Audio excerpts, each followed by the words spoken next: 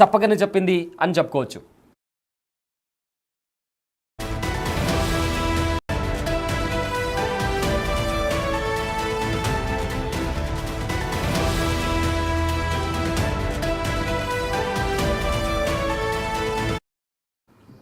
Right, breaking news చూస్తున్నారు. భారత్ ఇంకా పాకిస్తాన్ మధ్య సీజ్ ఫైర్ ఒప్పందం ఉన్నప్పటికీ కూడా పాకిస్తాన్లో ఇంకా భయం నెలకొంటూనే ఉంటుంది. అంటే ఇంకా పాకిస్తాన్ భయపడుతూనే ఉంది. దానికి కారణం న్యూక్లియర్ లీక్ జరిగిందా అన్న ఒక క్వశ్చన్ రైజ్ అవుతుంది. దీనికి సంబంధించి పాకిస్తాన్లోని కిరాణా హిల్స్లో కూడా అక్కడ చుట్టుపక్కల ఉన్న జనాలని కూడా ఇళ్లను ఖాళీ చేపించి వేరే సురక్షిత ప్రాంతాలకు కూడా తరలిస్తున్నారు. ఇప్పటికే రేడియేషన్ లీక్ అయిందా అవ్వలేదా కనిపెట్టడానికి అమెరికా నుంచి కూడా ఒక వెహికల్ కూడా, ఒక ఎయిర్ క్రాఫ్ట్ కూడా పాకిస్తాన్లోని కిరాణా హిల్స్కి చేరుకొని అక్కడ రేడియేషన్ లీక్ అయిందా, న్యూక్లియర్ లీక్ అయిందా లేదా అని దాని గురించి కూడా ఇప్పటికే ఎగ్జామిన్ చేసినటువంటి పరిస్థితి కనిపిస్తుంది. సో మొత్తం మీద కూడా పహల్గామ్ ఉగ్రవాద దాడి జరిగిన తర్వాత భారత్ ఇంకా పాకిస్తాన్ మధ్య టెన్షన్ వాతావరణం నెలకొంది. ఈ నేపథ్యంలో భారత్ ఆపరేషన్ సింధూర్ చేపట్టింది. ఈ ఆపరేషన్ సింధూర్లో భాగంగా 11 ఉగ్రవాద స్థావరాలపైన భారత్ దాడి చేసిన తర్వాత అక్కడ చాలా మంది ఉగ్రవాదులు చనిపోయారు. ఆ తర్వాత పాకిస్తాన్ కూడా రిటాలియేట్ చేసింది. ఇక్కడ భారత్ వైపు రిటాలియేట్ చేసిన నేపథ్యంలో చాలా మంది అమాయకులు చనిపోయారు. అయితే అప్పుడు భారత్ మేము కేవలం మిలిటరీ స్థావరాలపైన కాకుండా ఉగ్రవాద స్థావరాలపైనే అటాక్ చేశాము, కానీ పాకిస్తాన్ ఉగ్రవాదులకు సహాయం అందించి ఏదైతే జరిగిందో దాన్ని ఓన్ చేసుకుంది. ఇప్పుడు ఇంతకుముందు భారత్ ఇంకా ఉగ్రవాదుల మధ్య గొడవని తాము ఓన్ చేసుకొని భారత్ ఇంకా పాకిస్తాన్ లాగా మార్చేసింది అని చెప్తూ భారత్ కూడా చాలా ప్రదేశాల్లో రిటాలియేట్ చేస్తూ డ్రోన్స్తో, మిజైల్స్తో పాకిస్తాన్లో అటాక్ చేసింది. ఇలా అటాక్ చేస్తున్న నేపథ్యంలో భారత్ పాకిస్తాన్కి సంబంధించిన ఎయిర్ బేసెస్ పైన కూడా అటాక్ చేసింది. అదే నేపథ్యంలో పాకిస్తాన్లో ఉన్న కిరాణా హిల్స్లో కూడా భారత వైమానిక దళాలు కూడా అటాక్ చేశాయి. అయితే ఇక్కడ పాయింట్ ఏంటి అంటే కిరాణా హిల్స్లో పాకిస్తాన్కి సంబంధించిన అణుబాంబులకు సంబంధించి ఏవైతే వెపన్స్ ఉంటాయో అవన్నీ ఆపరేట్ చేసే ఒక ప్లేస్ కూడా ఈ కిరాణా హిల్స్ అనే కొండల్లో కూడా పాకిస్తాన్ ఏర్పాటు చేసుకుంది. అక్కడ చాలా పెద్ద మొత్తంలో పేలుడు సంభవించినా కూడా వాటికి ఎలాంటి ప్రమాదం వాటిల్లకుండా పెద్ద పెద్ద గోడలు కావచ్చు, స్వరంగాలను కావచ్చు అక్కడ పాకిస్తాన్ నిర్మించింది. సో ఈ నేపథ్యంలో అక్కడ భారత వైమానిక దళాలు మిజైల్స్తో, బాంబులతో దాడి చేసినప్పుడు కిరాణా హిల్స్లో కూడా బాంబు దాడి జరిగింది. సో ఈ నేపథ్యంలో న్యూక్లియర్ బాంబులకు సంబంధించి ఆ రేడియేషన్ ఏమైనా లీక్ అయిందా అనే పెద్ద చర్చ నడుస్తుంది. అంతర్జాతీయంగా కూడా ప్రజెంట్ ఇదే చర్చ నడుస్తుంది. కిరాణా హిల్స్ అనే ప్రదేశం పేరు ఇప్పుడు సోషల్ మీడియాలో కూడా నెటిజన్స్, గూగుల్లో కావచ్చు, ఇతర సోషల్ మీడియా మాధ్యమాల్లో కావచ్చు, నెటిజన్స్ ప్రజెంట్ ఆ కిరాణా హిల్స్కి సంబంధించి సర్చ్ చేస్తున్నారు. సో ప్రజెంట్ మీరు బిగ్ టీవీ స్క్రీన్ పైన 2 విజువల్స్ చూస్తున్నారు.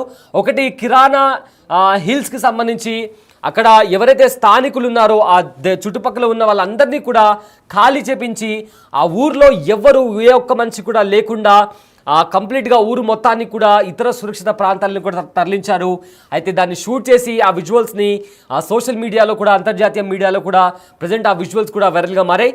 ఇంకో విజువల్లో మీరు కిరాణా హిల్స్కి సంబంధించిన మ్యాప్ ఫుటేజ్ చూస్తున్నారు. ఏదైతే బ్లూ కలర్డ్ మీకు ఏరియా కనిపిస్తుందో అది కిరాణా హిల్స్కి సంబంధించిన ఏరియా. అక్కడే పాకిస్తాన్ తన అణు ఆయుధాలకు సంబంధించి నిర్వహణ చేపట్టే ఒక ప్లేస్ని కూడా అక్కడ కన్స్ట్రక్ట్ చేసి చాలా సీక్రెట్గా అక్కడ ఆపరేట్ చేస్తుంది. అక్కడ పాకిస్తాన్కి సంబంధించిన మిలిటరీకి సంబంధించిన వాళ్ళు, హైయర్ ఆఫీషియల్స్ కూడా అక్కడే భేటీ అవుతుంటారు. మొత్తం మీద కూడా పాకిస్తాన్ అక్కడి నుంచి అణు ఆయుధాలను కూడా అక్కడే సేఫ్ గార్డ్ చేసిందని కూడా ఇప్పటికే వస్తున్న సమాచారం. అలాంటి ప్రదేశాల్లో భారత్ దాడి చేసిందని చెప్పి ఇప్పటికే ఒక వార్త బయటకు వస్తుంది. అయితే ఆపరేషన్ సింధూర్ దాడికి పాకిస్తాన్ నిలవలేకపోయింది. ఇప్పటికీ కూడా పాకిస్తాన్లో టెన్షన్ వాతావరణం, భయం నెలకొంది. అయితే ఇన్నాళ్ళు మేము గొప్ప మిలిటరీ శక్తిగా భావిస్తూ వచ్చిన, అంటే ఇన్నాళ్ళు మేము చాలా గొప్ప వాళ్ళం, మా దగ్గర అణుబాంబు ఉంది, మేము ఇది అని చెప్పి చాలా గొప్పలుగా చెప్పుకుంటున్న పాకిస్తాన్ మిలిటరీ ప్రజెంట్ భారత్ చేసిన దాడుల తర్వాత పాకిస్తాన్ స్థాయి ఏంటో చాలా క్రిస్టల్ క్లియర్గా అర్థమవుతుందని చెప్పుకోవచ్చు. అయితే పాకిస్తాన్ వ్యాప్తంగా అన్ని ప్రధాన నగరాలపై భారత్ దాడులు చేసింది. పాకిస్తాన్లోని ఎయిర్ బేస్లను కూడా భారత్ లక్ష్యాలు చేసుకొని భీకర దాడి చేసింది. అయితే ఒకప్పుడు ఓ సమాచారం పాకిస్తాన్లో ప్రజెంట్ ఇప్పుడు ఒక సమాచారం పాకిస్తాన్లో వణుకు పుట్టిస్తుందని తెలుస్తుంది. అదే పాకిస్తాన్ అణుస్థావరాలపై భారత బ్రహ్మోస్తో దాడులు చేసినట్టు తెలుస్తోంది. అయితే బ్రహ్మోస్ దాడికి పాకిస్తాన్కి సంబంధించిన ఏవైతే ఆయుధాలు ఉంటాయో న్యూక్లియర్ వెపన్స్ దాని నుంచి రేడియేషన్ లీక్ అవుతున్నట్లు కూడా సమాచారం వచ్చింది. దీని కారణంగా పాకిస్తాన్ అమెరికా కాళ్ళు పట్టుకొని భారత్ని కాల్పుల విరమణకు ఒప్పించాలని కూడా ప్రాధేయపడినట్లు తెలుస్తోంది. అయితే శనివారం తెల్లవారుజామున అంటే మే 9 ఇంకా 10వ తేదీ ఆ టైంలో పాకిస్తాన్లోని ఆర్మీ హెడ్ క్వార్టర్స్ ఉన్న రావల్పిండిలో నూర్ ఖాన్ ఎయిర్ బేస్ పై భారత్ బ్రహ్మోస్తో దాడి చేసినట్టు తెలుస్తుంది. రక్షణ మంత్రి రాజ్నాథ్ సింగ్ మాటలు కూడా భారత్ పాకిస్తాన్ పై బ్రహ్మోస్తో దాడి చేసినట్టు కూడా ఆయన చెప్పడం జరిగింది. అయితే నూర్ ఖాన్ బేస్ దగ్గర అండర్ గ్రౌండ్లో న్యూక్లియర్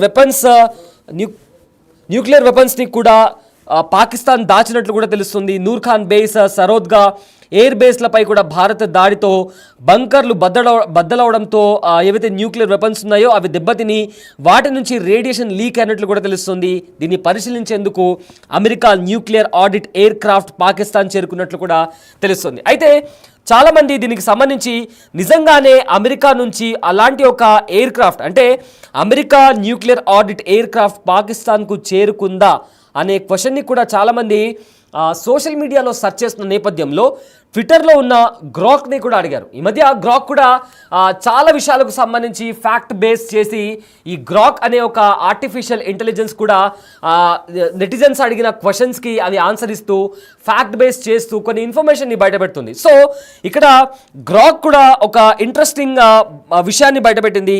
సో గ్రాక్ ఏం చెప్తుందంటే గ్రాక్ ఇచ్చిన ఒక రిపోర్ట్ ప్రకారం వాస్తవానికి అంటే ఇండియా తెలిసి దాడి చేసిందా తెలియక దాడి చేసిందా అనే విషయాన్ని పక్కన పెడితే ఏదైతే అమెరికాకి సంబంధించి America nuclear audit air craft పాకిస్తాన్కి చేరుకుందా లేదా అనే క్వశ్చన్ని జనాలు గ్రాక్ని అడిగినప్పుడు గ్రాక్ చెప్పిన విషయం ఏంటంటే అవును అది వాస్తవమే, అమెరికాకి సంబంధించిన ఒక ఎయిర్ క్రాఫ్ట్ అక్కడ న్యూక్లియర్ రేడియేషన్ లీక్ అయిందా అవ్వలేదా అని తెలుసుకోవడానికి ఖచ్చితంగా అమెరికా నుంచి ఒక ఎయిర్ క్రాఫ్ట్ అయితే వచ్చిందని కూడా గ్రాక్ ఈ నేపథ్యంలో చెప్పడం జరిగింది. అయితే మే 12న అదే 10 ఇంకా 9వ తేదీ ఇంకా 10వ తేదీ తర్వాత ఈ దాడి జరిగిన తర్వాత ఎప్పుడైతే న్యూక్లియర్ రేడియేషన్ లీక్ అయిందా అవ్వలేదా అనే ఒక ఊహాగానం వచ్చినప్పుడు ఒక క్వశ్చన్ రైజ్ అయినప్పుడు భయపడిపోయిన పాకిస్తాన్ వెంటనే అమెరికాకు చేరుకుని అక్కడ అమెరికా కాళ్ళు పట్టుకొని భారత్ను సీజ్ ఫైర్కి ఒప్పించాలని కూడా ప్రాధేయపడినట్లు చాలా స్పష్టంగా తెలుస్తుంది. దానికి ప్రూఫే ఈ ఎయిర్ క్రాఫ్ట్ పాకిస్తాన్కి చేరుకోవడం.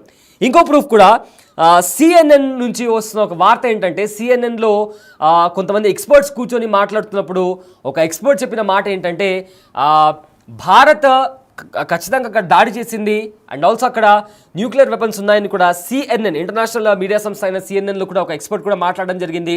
సో ఈ నేపథ్యంలో ఆయన చెప్పిన విషయం ఏంటంటే అమెరికా నుంచి పాకిస్తాన్కి ఒక వాహనం వెళ్ళింది, అక్కడ న్యూక్లియర్ రేడియేషన్ లీక్ అయిందా లేదా అని తెలుసుకోవడానికి కూడా ఒక వాహనం అక్కడికి వెళ్ళినట్లు కూడా CNN ఇంటర్నేషనల్ మీడియా సంస్థ అయిన CNN ద్వారా కూడా ఒక వార్ ఎక్స్పర్ట్ అయిన ఒక మిలిటరీ ఎక్స్పర్ట్ అయిన ఒక పర్సన్ కూడా ఈ నేపథ్యంలో మాట్లాడడం జరిగింది. సో మొత్తం మీద చూసుకుంటే చాలా ప్రూఫ్స్ బయటకు వస్తున్నాయి. ఏదైతే ఈ ఎయిర్ బేస్ పైన అటాక్ చేసిన వాటి మీద చాలా ప్రూఫ్స్ బయటకు వస్తున్నాయి. శనివారం రోజున తెల్లవారుజామున పాకిస్తాన్లోని ఆర్మీ హెడ్ క్వార్టర్స్ పై ఉన్న రావల్పిండిలో నూర్ ఖాన్ ఎయిర్ బేస్ పై దాడి చేసింది. సో ఈ నేపథ్యంలో డిఫెన్స్ మినిస్టర్ రాజ్నాథ్ సింగ్ కూడా చెప్పడం జరిగింది. అయితే మే 10వ తేదీ తెల్లవారుజామున పాకిస్తాన్లోని మొత్తం 11 ఎయిర్ బేస్లను భారత్ కేవలం 90 నిమిషాల్లో నాశనం చేసింది. ఈ దాడిలో బ్రహ్మాస్ వాడినట్టు తెలుస్తుంది. ఈ ఎయిర్ బేస్లో సరోద్గా కావచ్చు తీవ్రంగా దెబ్బతిన్నట్టు తెలుస్తుంది. అయితే సరోద్గాకు సమీపంలో కర్నీ పర్వతాల్లో కూడా పాకిస్తాన్ న్యూక్లియర్ వెపన్స్ని దాచిపెడుతోంది.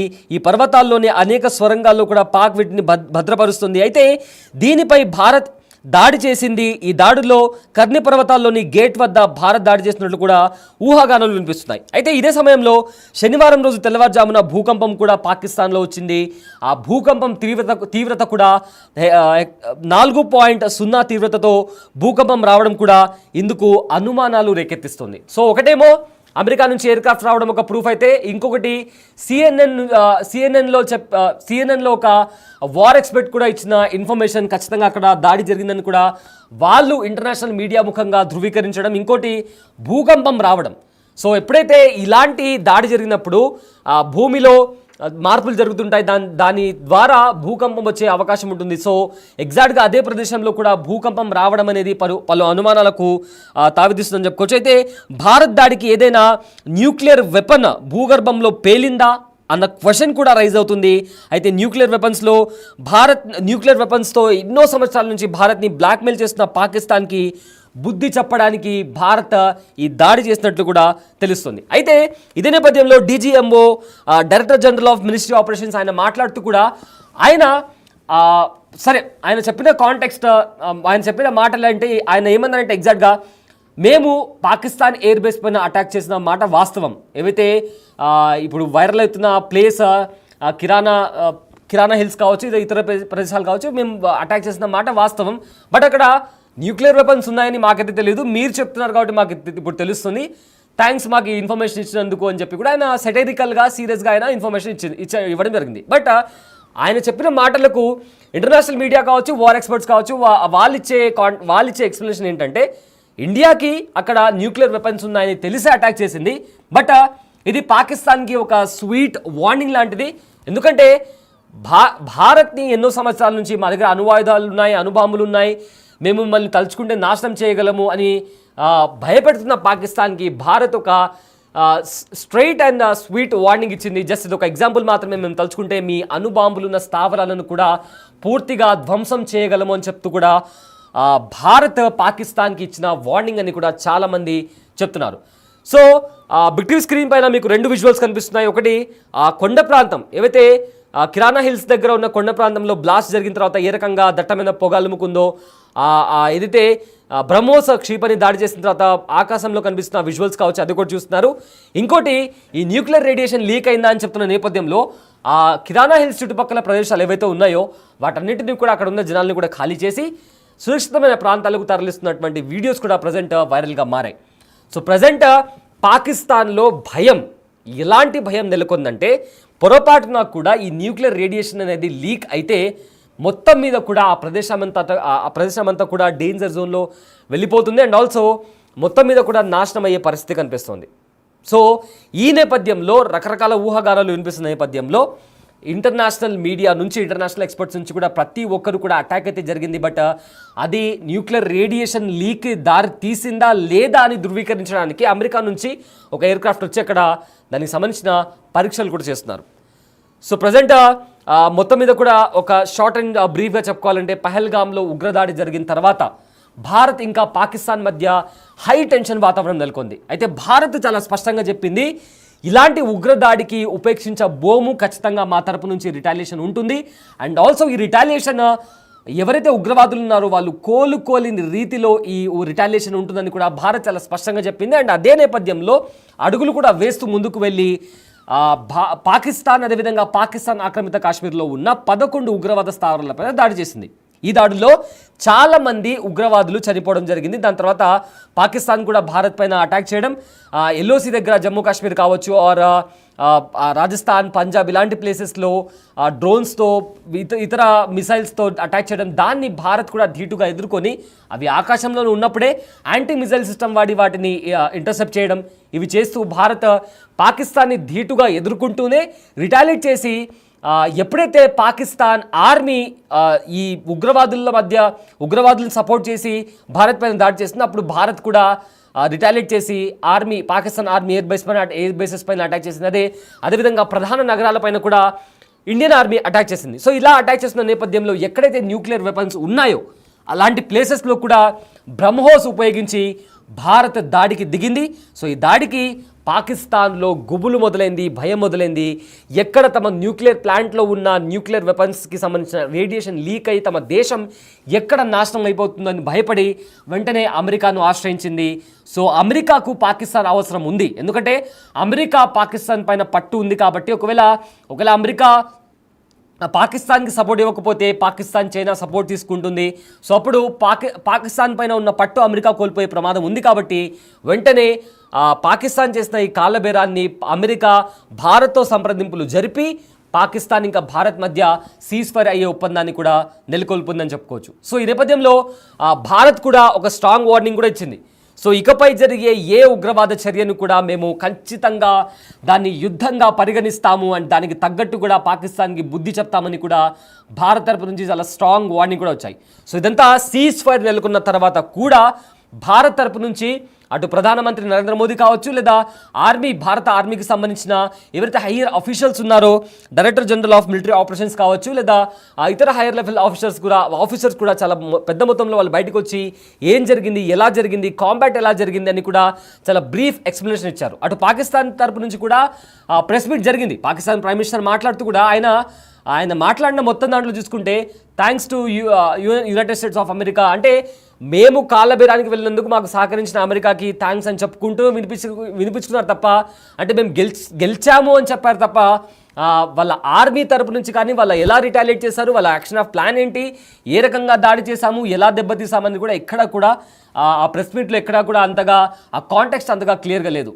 వెరాజ్ న్యూక్లియర్ అటాక్ అనేది న్యూక్లియర్ పవర్ ప్లాంట్ పైన అటాక్ అనేది జరిగింది అని కూడా ఇప్పటికే చాలా వార్తలు బయటకు వస్తున్నాయి. దానికి ముఖ్యమైన క్లూస్ ఒకటి వచ్చేసి 4.0 ఇంటెన్సిటీతో అక్కడ ఎర్త్క్వేక్ రావడం అదొకటి. ఇంకోటి యుఎస్ నుంచి ఒక ఎయిర్ క్రాఫ్ట్ అక్కడికి వచ్చి అక్కడ న్యూక్లియర్ రేడియేషన్, అంటే ఆ న్యూక్లియర్ రేడియేషన్ జరిగిందా లేదా అని పసిగట్టి ఒక ఎయిర్ క్రాఫ్ట్ని అమెరికా నుంచి పాకిస్తాన్కి పంపించడం అదొకటి. సిఎన్ఎన్లో చాలామంది ఇంటర్నేషనల్ మీడియాలో కూడా వార్ ఎక్స్పర్ట్స్ కావచ్చు, మిలిటరీ ఎక్స్పర్ట్స్ కావచ్చు, వీళ్ళు బయటకు వచ్చి అవును సోన్సో ఇన్సిడెంట్ జరిగింది పాకిస్తాన్లో, ఇలాంటి ఇన్సిడెంట్ జరగడం వల్లనే అమెరికాకి సంబంధించిన ఒక ఎయిర్ క్రాఫ్ట్ అక్కడ కనిపించింది అని చెప్పి కూడా ఇలా పలు రకాల రిపోర్ట్స్ బయటకు వస్తున్న నేపథ్యంలో ఇప్పుడు పాకిస్తాన్లో గుబులు మొదలైంది. సో మొత్తం మీద ఒక స్వీట్ వార్నింగ్ ఇస్తూనే పాకిస్తాన్